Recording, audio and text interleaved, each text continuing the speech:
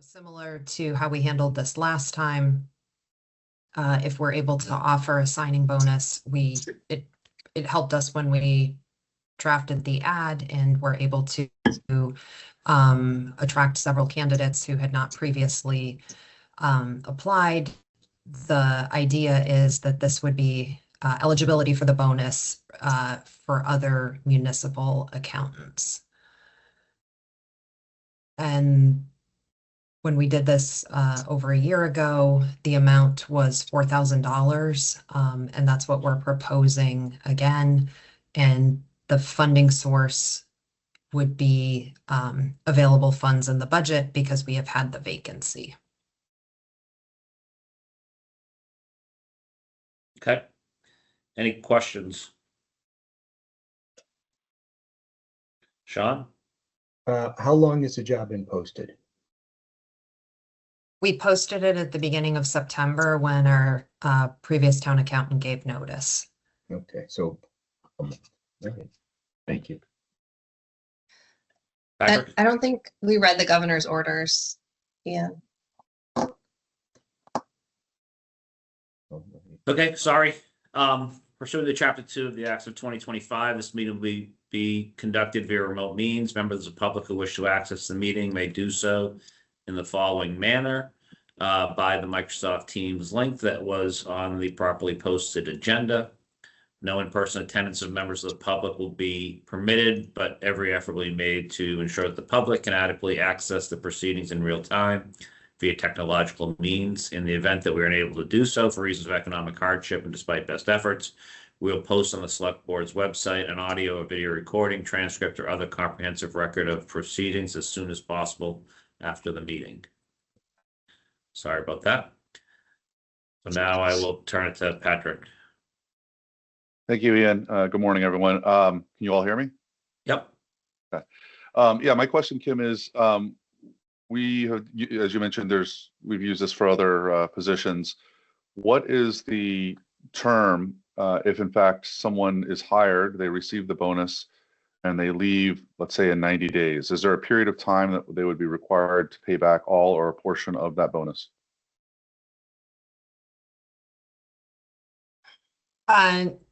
We have the option to structure it how we would like. With the way we did it last time, half of the bonus was paid upon hire, so upon start, and the other half upon 6 months with the town. And then there was no clawback provision.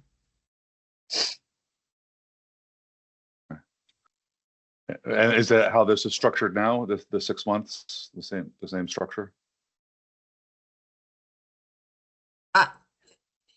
Yes, we don't have any, it hasn't been advertised. I think that was one of the things that in looking for the board's approval, given that that's how we structured it last time, we had a lot of discussion about what makes sense in terms of yielding what we hope it would yield, which was a stronger candidate pool. And the 6-month window gave us a period of time to identify, if someone was performing. And I think if we talked about going out to a year, I think we could structure it in the same way, half upfront, half mid-year. The probationary period for a non-union position is 12 months. And is that dependent, is the clawback dependent on whether or not the individual decides to leave, or whether the town under the probationary period decides to terminate the? We didn't have a clawback provision. Okay. We've had a number of positions over the last couple of years that have seemed like they've had short timers, I'll call it. So I'm interested in structuring this with a clawback provision.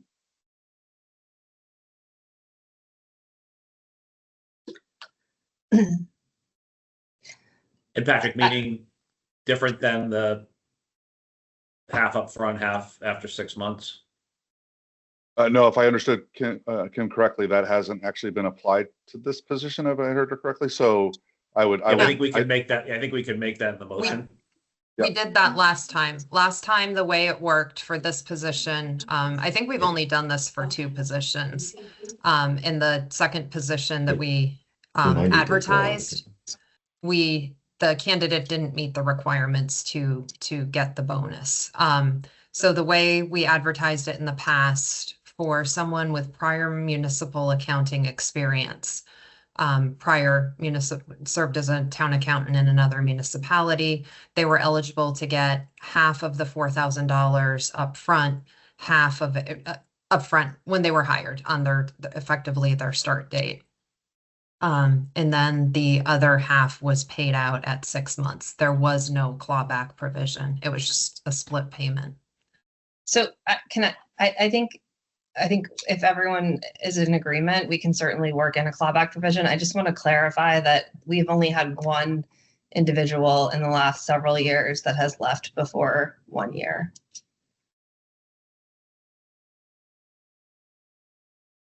And I guess on that note, I mean, with the 12-month probationary period and the 6-month clawback that we've just discussed, I'm interested The probationary period is just, it applies to everyone. So that's not something that's on the table for just, I mean, you can ask questions about it, but it's not on the table for like approval or. Right. No. changes. What I'm asking or headed towards was wondering if there is a desire to synchronize those two things, meaning that the clawback period should be 12 months as opposed to 6. I'm glad to hear it's 6. I'm glad to hear it's at least 6, but I'm just curious as to understand what the rest of the board thinks about a clawback and the duration of that. Sean? Okay, again, not a clawback. So it's paid up front and then paid at 6 months. I guess the question is, are we asking if they should pay the second half at 12 months? Right. Right. I'm sorry, I thought I heard the term clawback, so that's why I'm using the phrase. Did I get that incorrect? Yeah, it's really a staggered payment. It's not a clawback. It's because there is no, if they left after 3 months, we don't claw back the original 2,000. Right now, it's yeah. Gotcha. Makes sense. Well, Thank you, Sean, for correct. I think they're two different things. I think by clawback, what I meant was if the individual were to receive payment, and then part of the agreement was if within a certain window of time of receiving the payment that they leave, whether voluntarily or if we separate, that's one scenario. And that would be, we would seek to get the money back. The other scenario that I think you're talking about now is changing the payout structure that we've used in the past. So delaying. It doesn't sound like, I guess. Yeah, I think where Sean was going, the structure that we used last time is not a clawback. It's just a staggered payment. Right. I think we just thought Patrick was proposing a clawback be added. Right. No, I was proposing or wanted to hear a conversation in regards to the duration of that second payment. Yeah, so I mean, I'll give my two thanks, Patrick, and Sean. You know, I like the staggered payment. I think I'm okay with the 6 months for the second payment. Part of that is we need to get a qualified town accountant in. You know, it's just in a very important position for us to get hired, as I think we all know. And I think we've used it before. I'm comfortable with, this. Personally, I'm comfortable with the 6 months, and I want to incentivize someone to accept a qualified person to accept our offer, and then it's incumbent on us to make them satisfied in their job. But I think going out to 12 months may be make it more difficult in terms of the attraction of a candidate. So that's my 2 cents. Love others' thoughts. I personally don't think that 6 months or 12 months is a deciding factor for anybody who wants to take a job here. They should be taking the job with the idea that they're going to be here long term. And, I really don't see the reason to change it if it's worked in the past, but I also think that 12 months, I would hope that whatever candidate comes in is intending to be here longer than 6 months or 12 months. So it shouldn't really matter to them that much. But if you think it's a deciding that 6 months will make a difference in attracting candidates, then I'm fine with the 6 months. Kim? I think what we found the benefit is there are very few qualified town accountants out there right now. And in fact, within the past, since Friday, there have been 2 different posts on our statewide HR listserv, people struggling to fill finance-related positions and inquiring, what things, what new or cutting-edge things our town's doing to try and attract candidates. And I think what we found in the past was offering this additional bonus payment, incentivized candidates who were maybe comfortable where they were to take a second look at our community. So I absolutely agree with you. We would love to hire a candidate who's looking to come here, spend a good part of their career here. I think what the bonus is hopefully going to do is get more people looking at the ad and thinking seriously about it.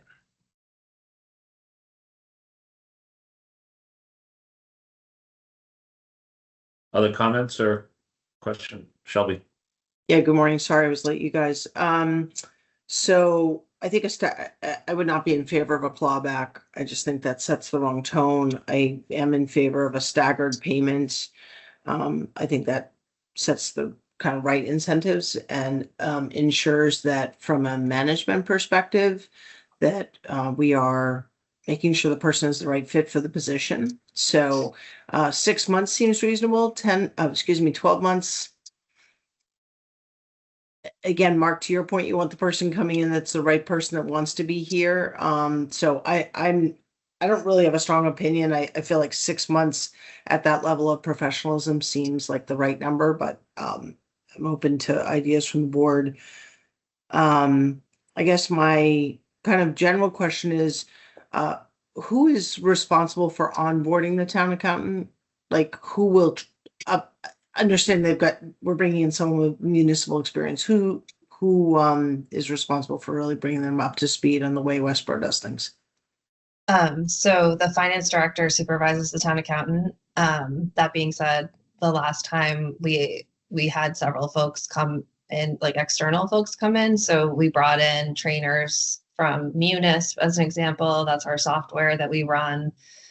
We also had meetings with our financial advisor, as well as our Department of Revenue, DOR representative. And those are just the ones that I can think of right now, but we do certainly bring in external folks to help kind of bring people up to speed.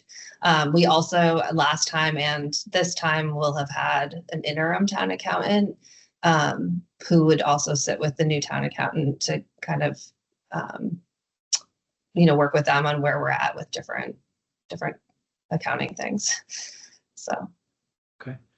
And do we just, this is sort of a general question for hiring. Do we do any, what's the word I'm looking for? It's not like personality testing. Do we do any like DISC or Colby or any stuff like that to determine kind of if the person kind of culturally is going to fit with the team?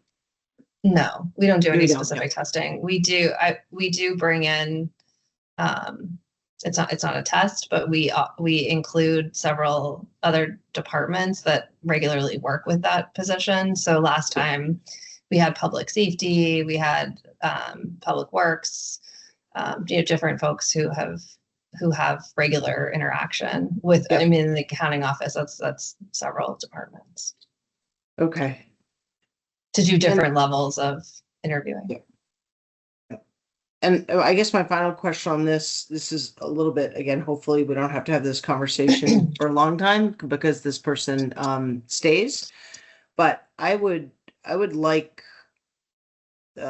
some consideration for if this strategy doesn't work, given the shallowness of the recruitment pool that Kim just mentioned, that we make a concerted effort to figure out would it make sense to bring someone in who doesn't have municipal experience, which I know is making Christy and Kim's stomach swirl a little bit right now. But do we try that strategy, understanding that there could be a lot of reasons why someone does or doesn't want to go into municipal work after being in the private sector. So no comment needed. I just, I think if we keep going back into a pool where there's just not a lot of depth, sometimes, you may or may not be candidly getting the best candidate. That's all. Yeah, I think we've talked a lot internally already about our opportunity to bring in someone who doesn't have municipal accounting experience. And I think one of our challenges is we don't have anyone in-house currently who can train them until they can get more formal training. But that's certainly something that we would have to consider if this strategy doesn't work. Great. Other comments? Or is there a motion?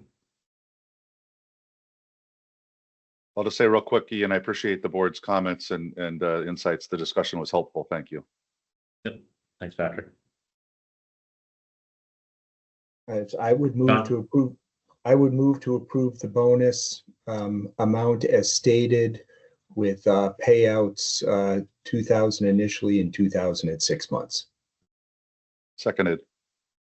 Okay, thank you, Patrick. Roll call vote. All those in favor, Patrick, Welch, yes. Sean, Keo, yes. Mark, Silverberg, yes. and Shelby, Marshall, yes. and Johnson, yes. So 5-0, 5 being present. Thank you. Is there a motion for executive session? Yep. Would you like me to read those, Ian? Please. And am I reading all of them? Yes. Yes. Yes. I Okay. think the one thing we don't have is we don't have minutes for the 20th, right? Right. That's the only Okay. one. Okay. All right. But we Here do go. for the 6th. So. Right. Oh, okay. For the 10-6. We have for the 6th, not for the 20th. Yeah, I saw those. Okay. Yep. Okay, so I would move to enter into executive session under Mass General Law, Chapter 30A, Section 21A3 to discuss strategy with respect to litigation, RE Ferris Development Group LLC versus Town of Westborough Lax Media LLC and Lax Media MA LLC, Worcester Superior Court Case Number 2285 CV01281. If the chair declares that an open meeting may have a detrimental effect on the town's litigating position. Under Mass General Law, Chapter 38, Section 21A3, to discuss strategy with respect to litigation, RE Town of Westborough versus Westborough SPE LLC, Boston Suffolk County Land Court Case Number 19 TL000768. If the chair declares an open meeting may have a detrimental effect on the town's litigating position. Under Mass General Law, Chapter 38, Section 21A3, to discuss strategy with respect to litigation, RE Westborough SPE LLC versus the Town of Westborough et al. U.S. District Court Case Number 4:23 CV12017 MR-MRG. If the chair declares an open meeting may have a detrimental effect on the town's litigating position. Under Mass General Law, Chapter 30A, Section 21A3, to discuss strategy with respect to litigation, regarding Westborough SPE LLC, U.S. Bankruptcy Court Case Number 23-40709. If the chair declares that an open meeting may have a detrimental effect on the town's litigating position. Under Mass General Law, Chapter 30A, Section 21A6, to consider the purchase, exchange, lease, or value of real property at 231 Turnpike Road. If the chair declares an open meeting may have a detrimental effect on the board's negotiating position. Under Mass General Law, Chapter 38, Section 21A3, to discuss strategy with respect to threatened litigation concerning water and sewer fees assessed for usage at 170 Turnpike Road, if discussing the matter in open session will have a detrimental effect on the town's litigating position and the chair so declares. And finally, under Mass General Law, Chapter 38, Section 21A7, to act under the authority of the Select Board to approve executive session minutes of October 6, 2025. I declare that an open session would have a negative effect on the board's negotiating and litigating position. And also note that we will not be returning to open session at the conclusion of executive session. Can I have a second to the motion? Seconded. Okay. Moved and seconded. Roll call vote. Patrick, Welch, yes. Mark, Silverberg, yes. Sean, Keo, yes. Shelby? Marshall, yes. And Johnson, yes. Thank you for that.